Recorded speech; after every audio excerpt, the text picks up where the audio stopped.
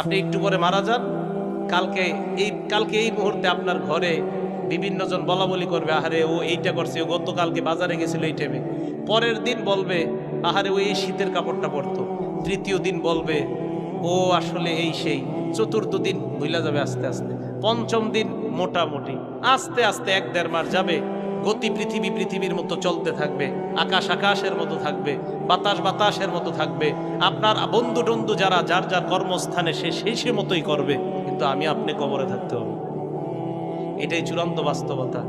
ইমানদারকে যখন বলবে আমি ইমানদারকে সত্যায়ন করলাম, আমার ইমানদার বান্দা যা বলছে সত্য কথা, এই কথা বলার পর আল্লাহ বলেন আফরিশুহু মিনাল জান্নাহ, আমার ইমানদার বান্দাকে কবরের মধ্যে দুনিয়ার মানুষ 3টা পাতলা কাপড় দিয়ে পাঠাইছে।